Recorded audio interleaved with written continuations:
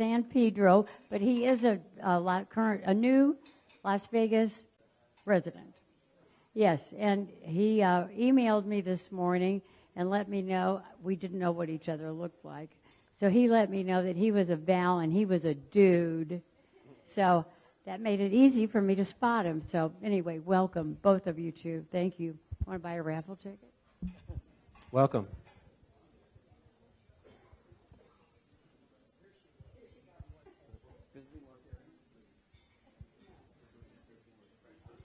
Do we have any other visiting Rotarians? If you could raise your hand, please. Uh-oh, this is ominous back here. Some of you may remember this dude. Yes, it's me, Bruce Quinn. I'm back, but I'm not back. I'm just here visiting. Not back, but back. But I'm here, and always happy to visit what I still consider my home club. You'll be happy to know I have the finest title in Rotary, and that's immediate past president. So I'm happy to be here. Glad to be home. Welcome back. It's good to see you again.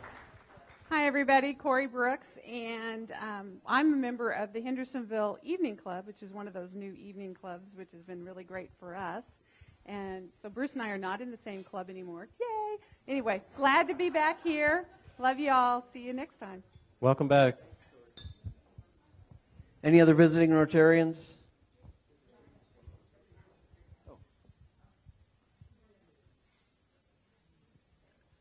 Do we have guests of Rotarians here? Guests, please, raise your hands.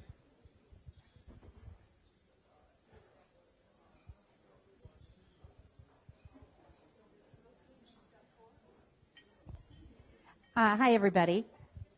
I have 4 guests today. So I think I'll introduce each one of them and then hand the microphone if they want to say a word. If not, they can pass it on. First person I'd like to introduce is Elaine Penske. She's the lady in the navy blue.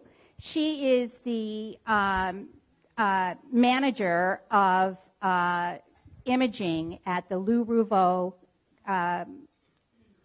Center for Brain Health. Yes, brain care. I've been on a tour of the facility and went through her area, and it's amazing. Next to her is Judy Areola, and that is Elaine's mom, proud mom. And I believe she also volunteers at the clinic and does some other volunteering things as well. She's also a neighbor of mine and a good friend. Next to her is Kathy Matern. Kathy also volunteers at the Lou Ruvo Clinic and also a neighbor and good friend. And then Barbara Rogic is also a neighbor and good friend. And interestingly enough, on her own, she has been volunteering with Spread the Word. So those are my guests, and maybe I'll just say a word or two. Okay, well, thank you. I guess the most important thing for me is to say that I'm an Agent Orange widow, and I've proposed a bill for the 2019 Nevada State Legislature on veterans issues. I have 2 assemblywomen, 1 assemblyman supporting it, and if you're interested in veterans issues, please come and talk to me. I'm Judy Areola. I'm retired from Citigroup Bank and a resident of Las Vegas for 20 years. I just want to thank Tina. This is Elaine for inviting me here today. I'm very excited to come to this meeting and to hear Dr. Sabah speak. I get to work side by side, but I have not heard him speak yet. So this is going to be a wonderful presentation. Thank you. And I have 4 guests here today from Paris, France. Chris and Ann Alford, and this is their 3rd visit here with the club, 3rd summer in a row. Their son Quentin and his friend Adrian. Because Janet and I went to Paris in May to visit with them, and we went to a Rotary meeting there. Chris is going to be an apprentice Rotarian in September, and Anne's father was a Rotarian in France. So, welcome. Thank you. Bienvenue au Rotary Club de Las Vegas. Nous vous remercions de voyager si loin.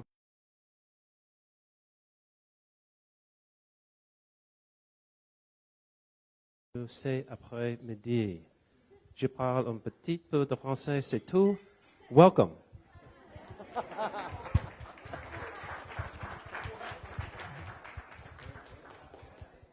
Hi, my guest is Shane Flanian. He's a financial advisor with Edward Jones. Welcome. Any other guests? Any other guests? Okay, how about a round of applause for all of our guests today?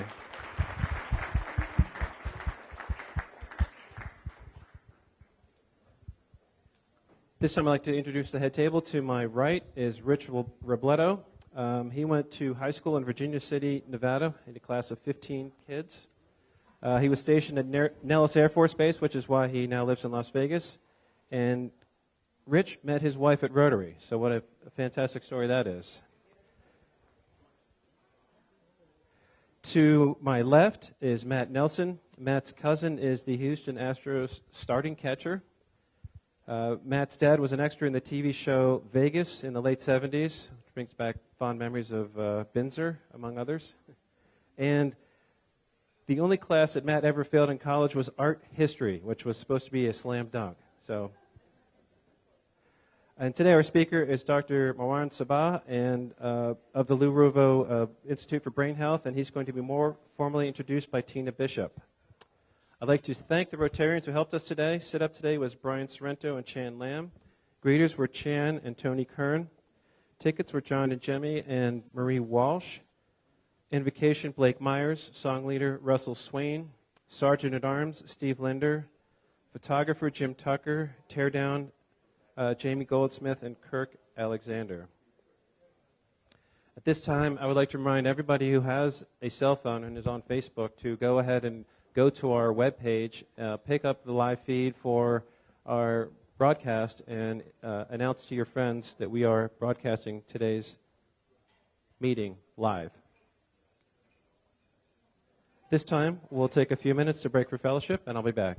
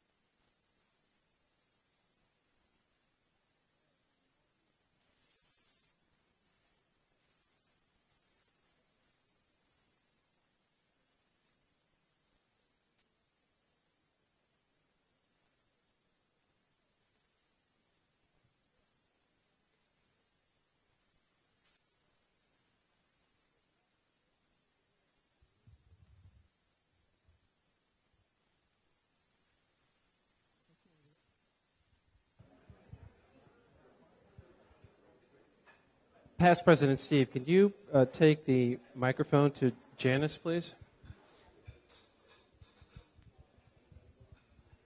To Janice.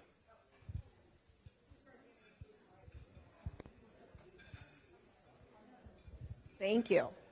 So, by show of hands, who turned in some raffle money today or took some more tickets? Oh, come on, I know we had more than that. I was really busy in the bar. Okay. So we're doing really good, guys. I want to highlight a few people. We've taken in over $6,000, which I think is tremendous, and everyone's really come together. But I want to highlight, if I leave you out, just put your hand up. Karen has sold 8 to date. Randy Frost, 5, I believe. Tom Thomas, 5. And this is just for me glancing this week. Jackie Thornhill, 11. So did I miss anyone who sold 5 or more? And then show of hands for those who are going to sell 5 or more. And I'm going to embarrass our president for just a second real quick. I am. So I went to Summerlin Rotary Club, 7 o'clock in the morning. Good that I'm an early person. I had never been there. And they were more interested. So I took copies of the wheel from last week. So if you make Xeroxes of that and use that to promote, because he did a great letter, I should say, about the raffle. And I was trying to sell them tickets, but all they were interested in, because Jim's face was on the page, is when Jim was going to come and visit their club. So I managed to sell 1 ticket, and I told him if they bought more, I would get back to him on your visit. So if they buy 10, I'll go back. Thank you. Thank you very much. And as we discussed before, it's a great opportunity to sell the club, to get people interested in it. You have a whole perfect time to tell them what we do, why they should support us, and why they should join and become members at a future time. Could you take the microphone over here? I think we have a check presentation today.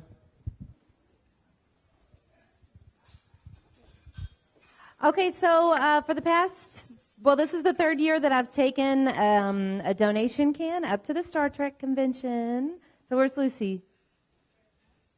Oh, come on. So I think it's kind of cool that the Trekkies kick off the canned food drive. So on behalf of the Star Trek Convention Las Vegas, here is a $500 check from the donations.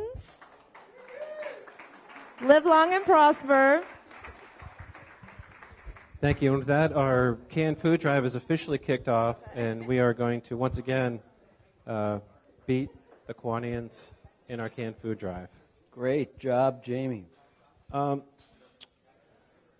Deb Granda is not here today, but she wanted me to remind you of the Shakespeare Festival, which is coming up. And this is a great opportunity to get together and meet with friends. And it's also a great opportunity to invite friends to come to visit with the Rotary Club and to introduce them to Rotary. Could you take the microphone to Chris Bennett, please?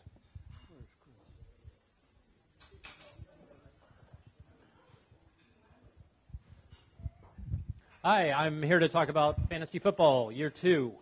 Thanks for the time. We're doing the fantasy football league again. We need at least 8 teams. Maximum teams are 12. There must be 1 Rotarian per team.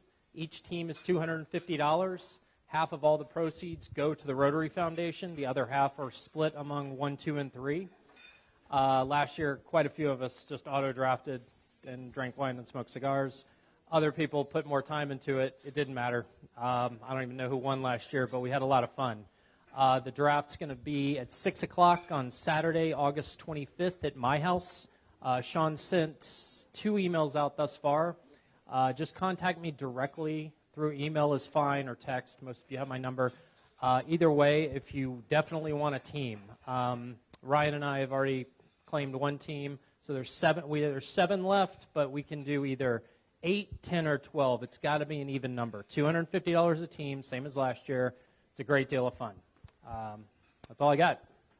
Thank you very much. And I know there's a bunch of NFL fans in the room, including myself. And so this is a really fun way to kind of get together and raise a little money for the foundation. So I strongly hope that those of you that are NFL fans and junkies participate in this. Can you take the microphone to Marie Walsh, please?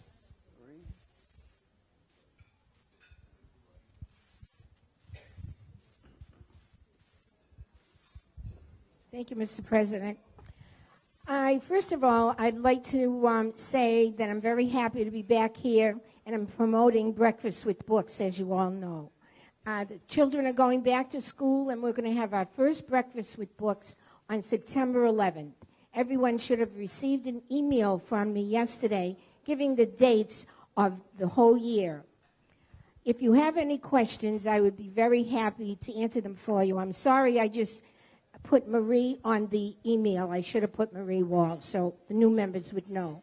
We have to be there at 7:30 in the morning, and Breakfast with Books starts at 8:05, and you only have until almost 8:45 before it finishes. It's a warm, wonderful experience, and I would like to invite everyone in this room to come at least once in the school year to see how wonderful it is to see little children learn and enjoy books. Thank you. And the sheet will be in the Green Book in September to sign up. And if you have any further questions, you can call me. I'd be very happy to explain it to you. Thank you. Thanks again for running it this year. We greatly appreciate it. And it's at Beckley, is that correct? Beckley. At Beckley. So this is one of schools that we sponsor, and I believe it's the first school that we sponsored quite a few years ago. And it's a great project, so I hope you support it. Thank you. Thanks, Marie. Could you take the microphone to Tony Kern, please? Tony, right here. Thank you. Hi, I've now become the liaison between the club and Spread the Word Nevada. So I am hoping that you all got and even read the email yesterday about trying to increase the number of mentors that we have in the program with Books with Buddies. I'm trying to get more information to be able to provide you as to start dates and things like that, but we're working on trying to get more mentors by working on a buddy system. So for those of you that have time commitments, it'll be every other week as opposed to every week, and that way maybe we'll have more people. I also want to be able to get more people involved in similar functions of the one and done style like Marie has with the Breakfast with Books.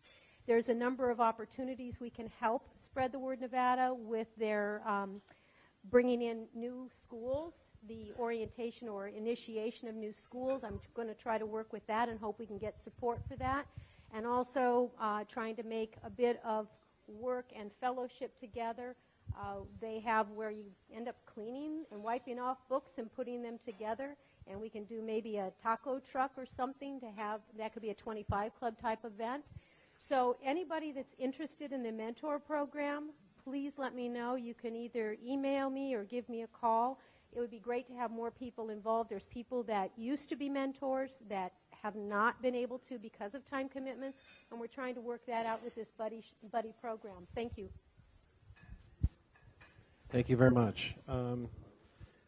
Can you take the microphone to missing Rotarian Janet Lee? Oh, let's see. Visiting Rotarian Janet Lee? Okay. It's quite a coincidence that Janet Carter's middle name is Lee. It's Janet Lee Carter. Right. But you're in trouble, girl. It only took me 8 months to get back here, so I don't know what your problem is. We're 2 presidents down, I think, since the last time we saw you. It's been 8 months. Actually, I do have a thing. I did come like a few weeks ago, but it was during the debunking party, so I was here by myself. Do you want to tell everybody what you've been up to for the last 8 months? Traveling a lot for work, though. So I don't know if everyone knows, but I run our corporate charity at Rimini Street. So we've been doing a lot of volunteer events from everywhere from Japan, next week's Brazil, India, all of the areas that we have offices in. So we're happy to be back. And I did get married in November, so that's another thing that happened. Yeah. Congratulations. And we thank you for your $100 donation. Yes, I will give it to you. Steve, can you take the microphone to Janet?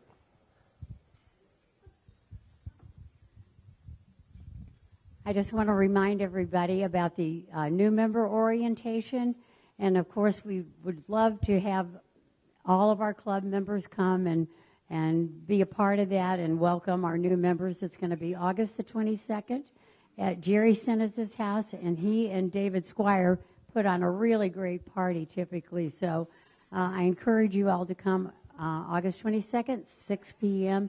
And just a friendly reminder, you all are ambassadors for Rotary, so we appreciate anybody that you know if you bring them to the meeting and have them look at our club. I'm sure they would be impressed. So like I said, you guys are ambassadors, so help us out with our membership as well. Thank you. Thank you so much. Okay, time for the raffle. The chance to draw for the Joker is 509-3852. 3852.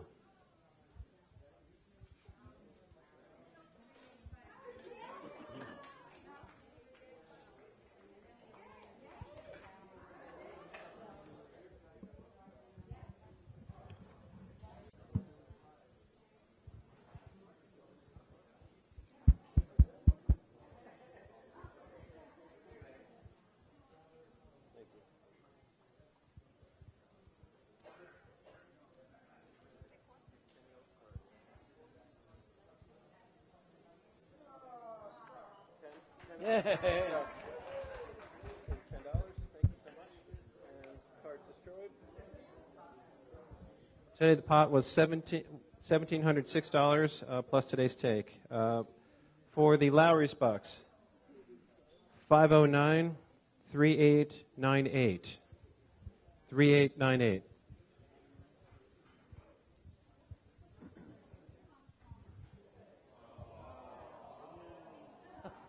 Oh, no. Oh, no. Are you up to $1,000 in Lowry Bucks now?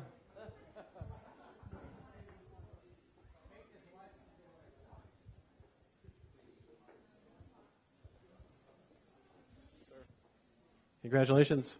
Thank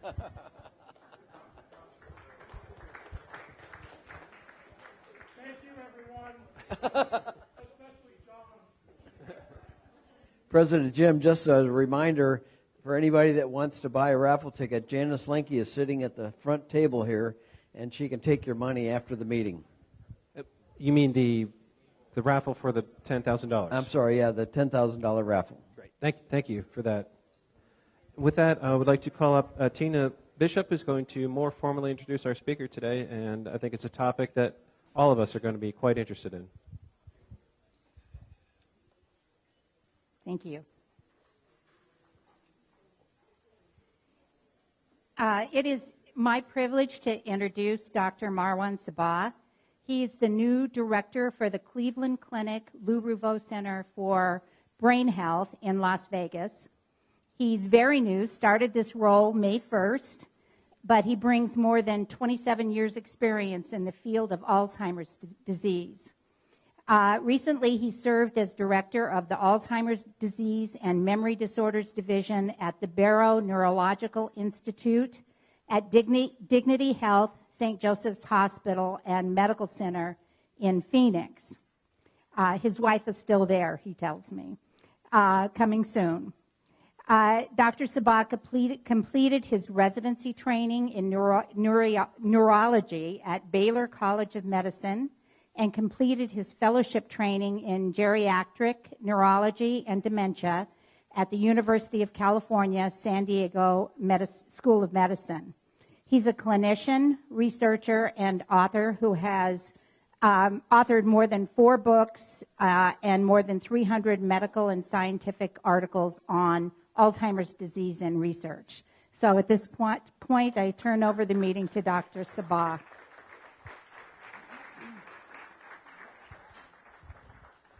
Thank you for having me. I'm going to stand here so I can advance my own slides.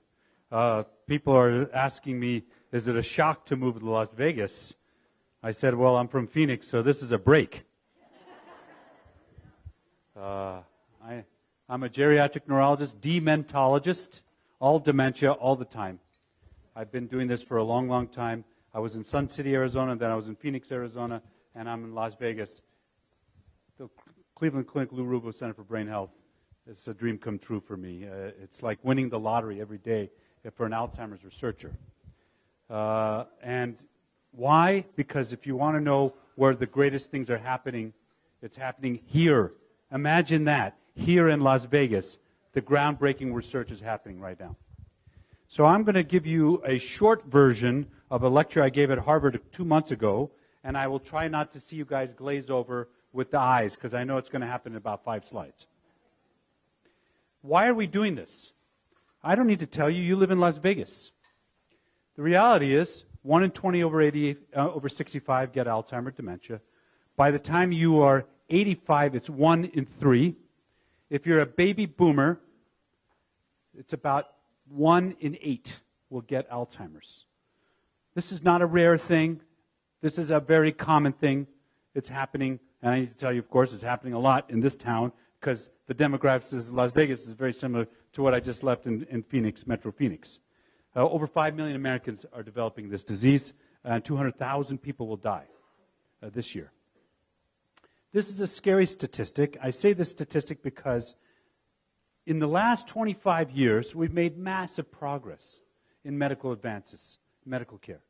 The fact is that cancer death is down, heart death is down, but Alzheimer's disease is going up. In fact, of the top 25 diseases that we treat, only Alzheimer's has not gone down in terms of morbidity and mortality. Now, people ask me, what's the point? We're doing nothing, no progress, etc. And I get a little bit fired up. So you need to know I'm very passionate about my job, my career, this disease. I tell everybody my goal in life is to work myself out of a job. Unfortunately, I have job security for the foreseeable future. I will say to you that we're working very, very hard on it. There have been over 30 drugs tried in the last 15 years. This slide, $8 billion, okay? $8 billion. It's not from a lack of trying. So I just want you to know it's not that we're doing nothing about it. It's just we haven't made as much progress as we'd like to say. But when you look at the list, before people give up, because you hear about companies like Pfizer saying, we're throwing in the towel, we're not going to invest in Alzheimer's R&D anymore, et cetera, you need to know there are many, over 24 drugs still in development for Alzheimer's dementia, okay? And you hear, for the first time, I go to this Alzheimer's meeting just in Chicago 3 weeks ago called the AAIC. I've been going for almost 20 years. And every year I'm like, it was okay. This year we were excited.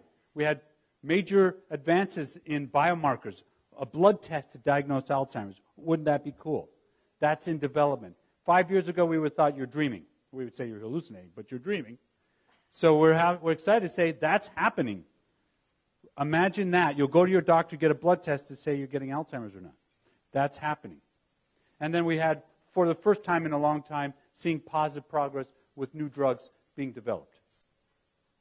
And the reason I say this to you is that we have seen failure after failure after failure. In fact, I'm going to show you a lot of these setbacks. And I'm going to try to make this super short because I was told I need to have extra time for questions in this audience. I was told that. Now, I want to, without getting too sciencey on you, I want to talk about this slide here. This slide is my day job. And the reason I say this to you is I spend all my time in clinics seeing people who have the dementia. And before somebody asked me what's the difference between Alzheimer's and dementia, dementia is the category, Alzheimer's is the type. All Alzheimer's is dementia, not all dementia is Alzheimer's. Got it? It's like saying cancer and breast cancer.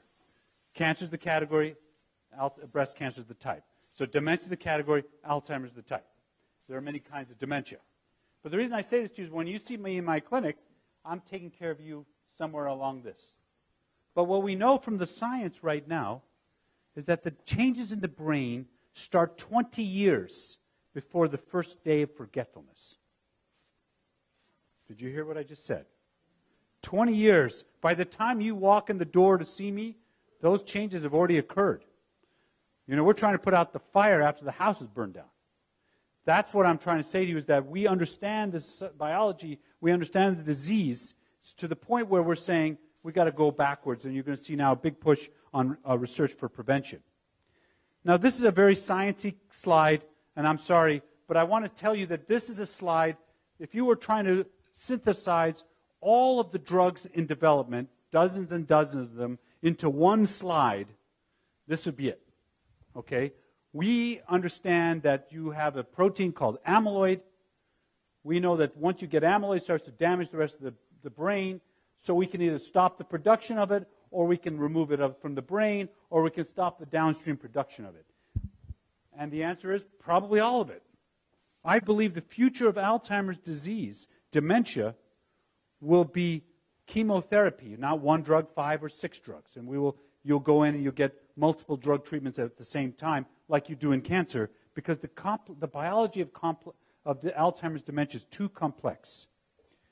And I will say to you, for the last 15 years, we've been spending all of our time trying to take care of amyloid, either remove it out of the brain or reduce its production. And that's still a big part of this. In fact, until about a month ago, we would say, don't bother, this hasn't worked, it's failed, it's failed, it's failed again. I'll show you lots of slides. In walks the door 3 weeks ago, Eisai Pharmaceutical says, hold the press, ban 2401 in case you want to call your stockbroker. Eisai Pharmaceuticals, ban 2401, says, oh my gosh, we think the drug is stopping the progression and removing the amyloid at the same time. Only the second time to show that. And I can't sign for that, by the way. You guys can invest right now while you call your stockbrokers. But as a researcher, I sign my rights away every single time. So every time I open my mouth or do a study, somebody else is making money, and that's the deal I sign up for.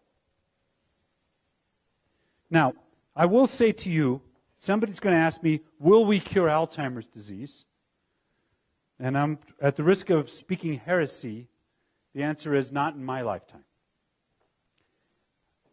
I just told you that the changes in the brain are in your brain for 20 years before your first day of forgetfulness. So the cure, as you call a cure, would be to remove the disease that's been in your brain for 20 years. I don't think that's going to be achievable in my lifetime. But I do know that we are very likely to transform Alzheimer's dementia from a terminal disease, as you all know it, to a chronic disease. This is the diabetes and HIV of our time. Certainly plan on being part of that conversation and that process, but my point is that we are very, very close to slowing it down in a meaningful way. And people ask me, why? You still have the disease. What's the point? And I say to you, people who have dementia are still people. They're my mom, my dad, your relatives, your friends, your neighbors. They want to have a life. They want to have quality of life. So when I talk about treatment, I talk about the idea that I'm not giving you more years, I'm giving you better years.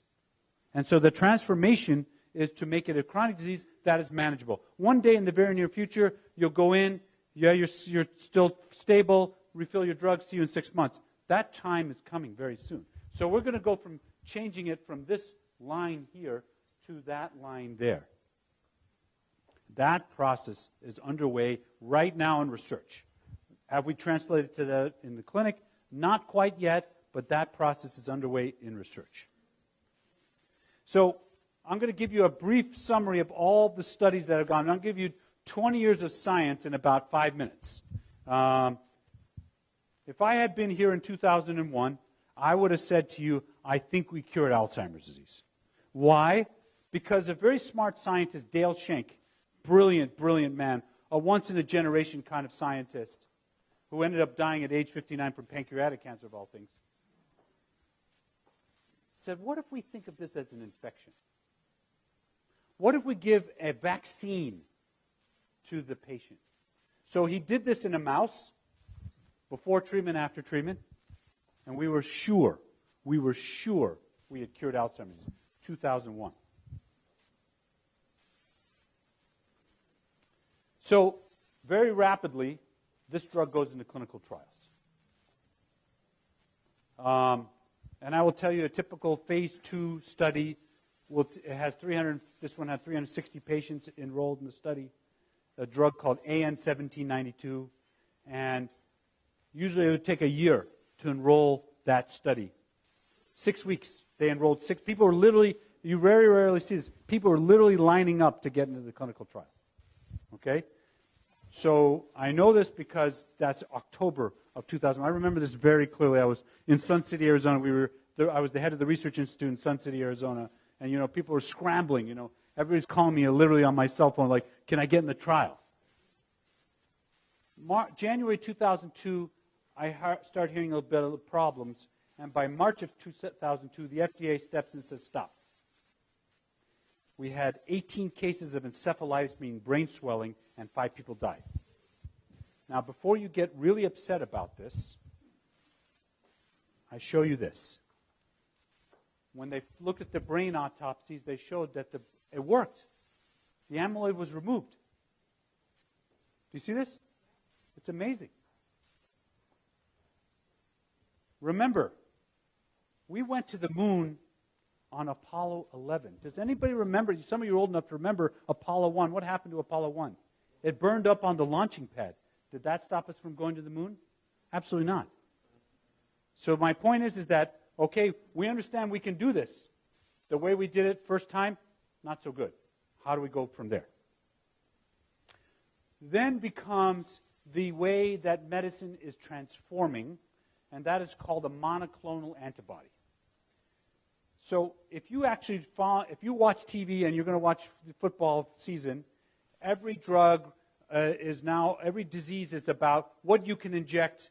Rheumatoid arthritis and all these other diseases are now injections, and you go get your doctor to inject a drug to clear out your disease. That's called a monoclonal antibody. And it's not new to medicine, it's just new to Alzheimer's. So we're just doing what other people in other disciplines are doing, and we're doing it in Alzheimer's disease. So the idea is that you have a protein, you infuse the protein has a program on it to target the disease that it's trying to attack, and then that little antibody floats around until it sees that disease protein and clears it out. And grabs it like a scavenger, grabs it and pulls it out of the body. Again, new to Alzheimer's, not new to medicine. Monoclonal antibodies are very common in a lot of different diseases. So I'm going to show you why BAN 2401, Eisai Pharmaceuticals, is exciting, because the data has not been that good until now. What we have shown is that either the drug removes the disease or improves the clinical symptoms, but not both at the same time. Sounds pretty obvious. Well, what do you mean by that? So this is a drug that I was one of the principal leading global investigators, bapineuzumab. This paper was published in New England Journal of Medicine a couple years ago. Basically, this drug showed very clearly before and after a removed amyloid. That is awesome. Okay, we infused a drug into the body, it went to the brain, pulled out the disease. Right? And we know because the amyloid levels went down. But, there's always a but, right? The drug did not work. The blue and the black line, the placebo and the blue line didn't work. Now, people ask me, well, I don't understand. How could that be? I happen to tell you that I was one of the earliest investigators on this drug. And I will say to you that the first time they put this in human beings, the doses we used at the very first studies were 10x higher than the drug that they used at the last dose, and the dose they used at the last study. And people say the drug didn't work. I think they just cut the dose so low because there were worries about brain swelling and safety that they just kept lowering and lowering and lowering the dose. And so the outcome, the primary evidence is the drug doesn't work. My interpretation is we dosed it too low. But the drug has been put on the shelf, not coming back. So another drug at the same time, you were hearing a lot about Eli Lilly and company. They had a competing drug called solanezumab. And solanezumab was a drug that was super duper safe, no issues about toxicity. And they said, well, instead of trying to, it didn't show any evidence of removing amyloid on your scan. So you got your scan, the before and after looked the same, but it did show a slight reduction in the rate of decline, about a 34% reduction in the rate of decline. Now, what they ended up doing is repeating this study with what's called Expedition 3, and that clinical trial read out, because they said if you give it longer and longer and longer, the trajectory should diverge and you'll just stabilize. That was the theory. And there was evidence to support this in the early studies, suggesting the longer you were on it, see how the curve starts to flatten out? You see that? It starts to flatten out, so the disease was stabilizing the patients. Well, then they went to a large phase 3 study and showed that you read it out. It was Thanksgiving. No, it was right after Thanksgiving 2016. You heard about Lilly reporting a failed drug trial. That's this drug trial, okay? And the funny part about it is that the way the press said about it is that it didn't work. That's actually not what the data actually showed. The data showed that it didn't meet its specified endpoint for what they had to go in front of the FDA, but all other study parameters were positive, meaning the drug did work. And they said they wanted a 15% difference between the placebo and the treatment. They had an 11%. And they sat in a boardroom. I know this because I was an advisor to the company. And they're like, they're $1.5 billion into this program now. And they're like, either, what do we do? And they killed it off. Okay? Only 4% points difference between that drug approved and treated in the hospital down the street and shelved. 4%. When I tell you this is what we deal with in our scientific discussions every day. We anguish over methodology, statistical analysis, outcome measures. Elaine, who runs my imaging center, she does all these scans. All the ones I showed you, those are the scans she's doing. Another drug that's now back in development is crenezumab, and that drug shows that in the mildest forms, earliest stages of dementia, it is slowing disease, and that drug is moving along. Another drug called gantenerumab has shown very, very clearly that they can remove amyloid. Clinical efficacy was very limited. And then we come to aducanumab. So also call your stockbroker. This is BIIB 037, in case you're wondering. Biogen. Everybody gets out their phone. But yeah, see? I know. I can't. Like I said, I signed away. Thanks to Martha Stewart, I signed all my rights away. I'm just totally serious, by the way. But what it showed for the first time ever is that when you removed amyloid, this is going from placebo to the highest dose, the higher the dose, the more amyloid you removed. That's a good thing, right? And for the first time ever, it showed that the memory scores stabilized. This is the placebo. This is how much worse they got in a year. This is the highest group. The higher the dose, the more stable they were. First time showing that the direction you expect with the amyloid removal and the clinical effect is the same. This was about 2-3 years ago. Aducanumab, BIAB 037. Only now do we see, for the second time ever, BAN 2401 showing a roughly similar effect. Before you get excited and say, bye, I do want to tell you there are risks with this drug. In certain groups, there is brain swelling. 50% of people in certain groups will have a little swelling called vasogenic edema. Now, here's the funny part about that. Before people get really upset, it turns out that most of the time, patients aren't aware of the changes in the brain, and neither is the doctor. They happen to see it on a scan. So we think that's a scary thing at the beginning, but we're now managing it to the point where we might just kind of push ahead and keep going. This drug, 2021, 2022.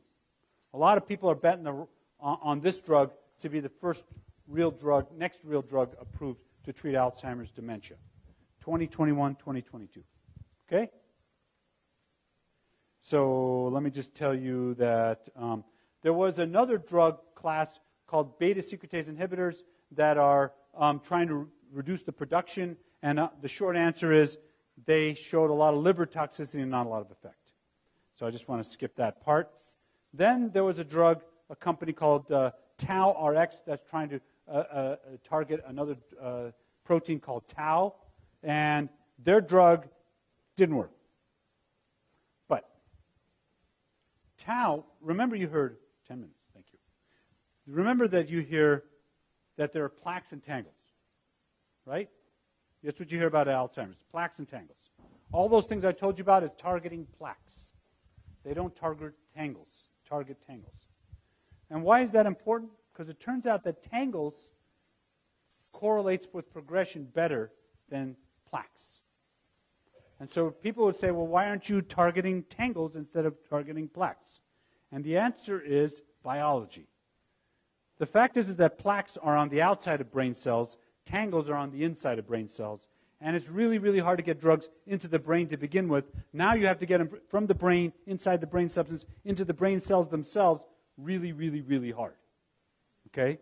That's why they haven't been targeting tangles, because they can't get them in the brain cells. I mean, human science technology is great. We have ways to get there. But it turns out that some very smart scientists said, well, when a brain cell dies, it releases the tangles, it releases the tau, it releases the proteins. And what happens, they discovered, is that those proteins are then taken up by other brain cells in the area. So they're thinking, well, what if we try to block that? What if we try to block the spread from cell to cell to cell? And that's what this is about. And so the new hot thing is trying to target tau. That's this, and so we could, because tau is part of microtubules, we could block its aggregation, stabilize the microtubules. We could block its spread from one area to the other. So this is the new area of tremendous research in Alzheimer's dementia, is instead of targeting plaques and amyloid, you target tangles instead. And I think this, no, it's not. I was hoping, nope, it's not. I was going to show you a nice video showing how the monoclonal antibody, that's this thing right here, would grab those little wisps of tau and block it from going into the next brain cell. So this is all brand new, okay? I would tell you this is not even a year old, okay? And that's what I love about my field. You go to the conference and we're all meeting and we're presenting our data and they say, forget what you learned last year, this is what we're doing this year. It's just like that. It's really exciting. There is no aluminum from 25 years ago. So whoever's going to ask me about aluminum 25 years ago, okay? I'm worried about what happened last month. Got me? Okay. Now there's a new area of research for something called RAGE. It has nothing to do with your anger issues. RAGE stands for the receptor for advanced glycation end products. And the idea is that RAGE is a receptor in your brain. Amyloid binds to it and then cause a whole bunch of things to occur. And if we just block the RAGE receptor, like right here, then all these bad things stop occurring.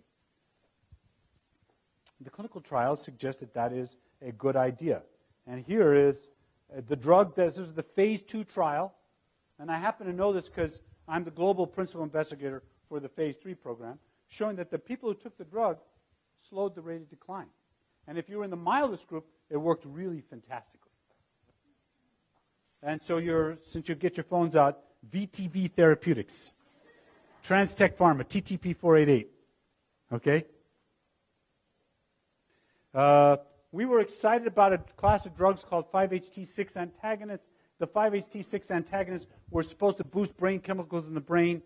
Worked great in the early studies. Latest studies, no effect.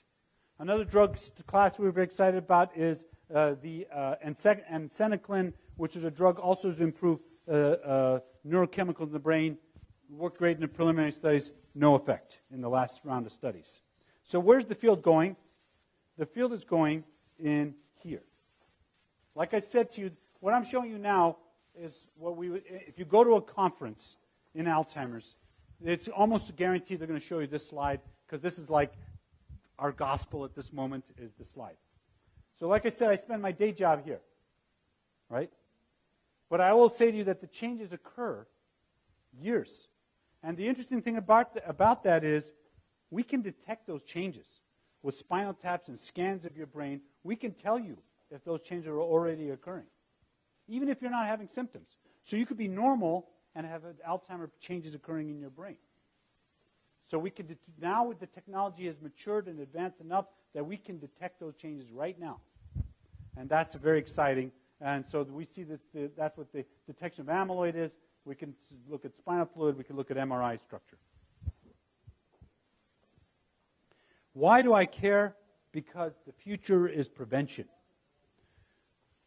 10 years ago, I would have said to you, the idea of preventing Alzheimer's is just a fool's errand. You're dreaming.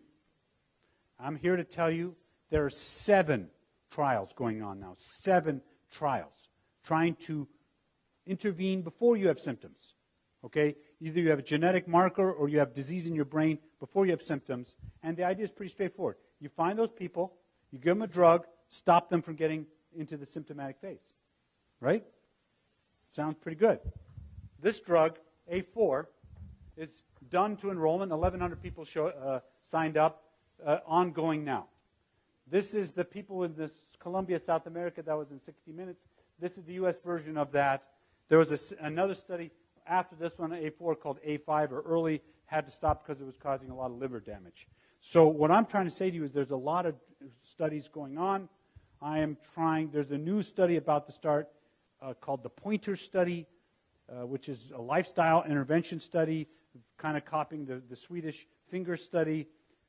I am hot to get that study, and I'm twisting a lot of arms to get that study because I think that would be vital to this community.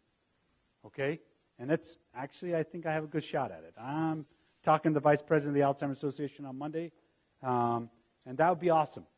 A clinical trial that investigates prevention by lifestyle, blood pressure, education, cognitive stimulation, physical exercise. The idea is that the people who do that will protect their brains.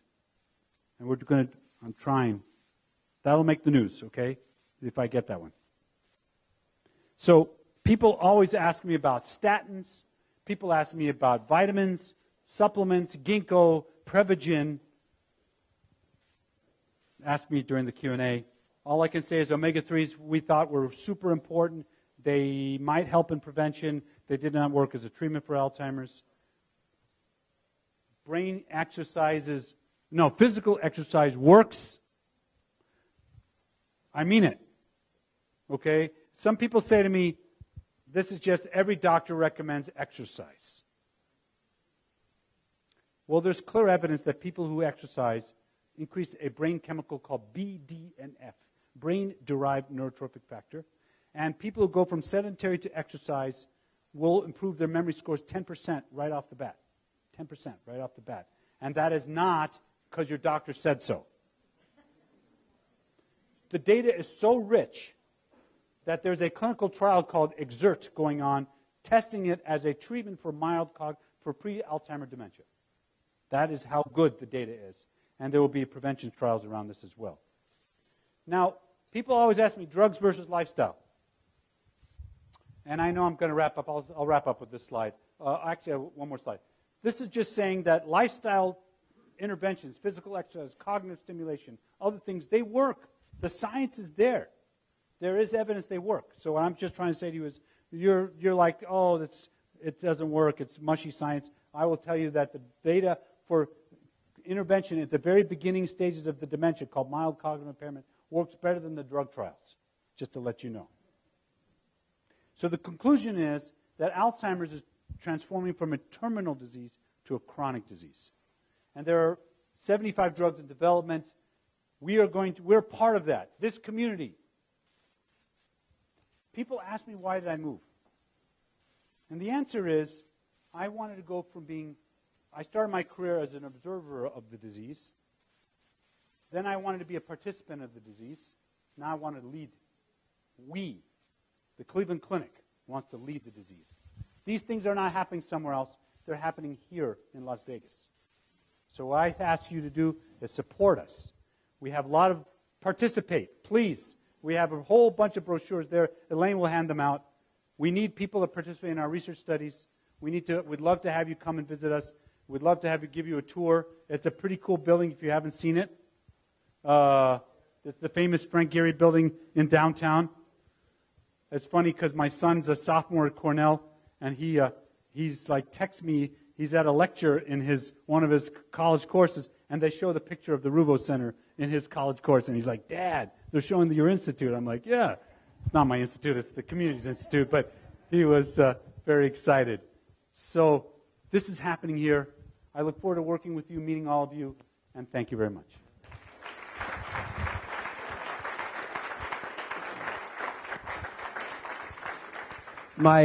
Our friend from Paris, her mother has Alzheimer's, and it's getting worse. She said she read an article in a French magazine that there's a theory that as a young person you can get a virus that's suppressed throughout life, and then when you get older, it blossoms. So that's one of the theories that has been kicked around. A lot of them. They're, by the way, great. Some of the best physicians in the world in Alzheimer's. Bruno Dubois at Salpêtrière, top guy. And you can refer him from me. But the answer is that that's a theory. Not everybody agrees on that. Hi. I have a question. As far as what do you personally do right now? Is there anything that you avoid or any supplements you're taking? Yes. I'm lucky that it doesn't run in my family yet. My parents are both still alive and they're still well from a cognitive standpoint. But I drink this Kool-Aid. Okay? I buy this stuff. I exercise pretty much every day. I do a lot of, by my very nature of my job, I do a lot of mental stimulation. I sleep a consistent amount because I know that's good for brain health and reduces amyloid production. The supplements I'm up and down on. Sometimes I take B supplements, D. I know people talk about Prevagen, they talk about vitamin E, they talk about things like that. And I maximize my health status. You know, the whole discussion about Bredesen, because I think that's where you're going, is Bredesen, is that Bredesen is really kind of talking about if you do everything right, you can reduce risk. And, you know, we can mix the messenger and the message, but there is some truth to the science that he's putting forth. And so what I'm saying is Mediterranean diet, low saturated fat, legumes, olive oil, all the antioxidant spices. And I will tell you the short answer is find me on Google, find me on Amazon, buy my books. I have 4 books. And I talk about it. I drink the Kool-Aid. I'm not kidding. I'm actually about that. Seriously. Right here. Yes. Yeah. So I read about some research that couples sleep deprivation with Alzheimer's. And is there anything that can be learned about what the chemical effects are that would lead to a drug? Yeah. So that's a very, very critical question. There's 2 aspects to that question. One is that people who have chronic sleep problems, sleep apnea in particular, that's just wrecking their brain, okay? It's bad for their circulation. It's bad for their cognition. And I will tell you, I've diagnosed more sleep apnea than you would ever dream as a treatment for their memory. And when they do the CPAP, which everybody hates, by gosh, it works. People's brain function, cognitive abilities, memory gets better. So by itself, treating sleep deprivation is a good idea, and not Tylenol PM. So for whoever who's taking Tylenol PM, throw it in the garbage right now. It's making your memory worse. Second is that there is some clear evidence that sleep disruption, fragmentation, is associated with amyloid production. What you read is correct, okay? And I always say that I kind of roll my eyes when I hear about me and Dr. Google, because that's a Dr. Google deal, but that one is correct. So there is some truth to that. And so the idea is that if you have a stable, robust amount of sleep, it will protect your brain. So you read correctly. I think we're out of time for questions. Okay. Thank you very much. Thank you very much for that really interesting presentation. I'd like to present you with an award that we give to all of our speakers. It's called the Share What You Can Award, and we will give a meal to a needy veteran in your name. So thank you so much for coming. Great program. Thank you.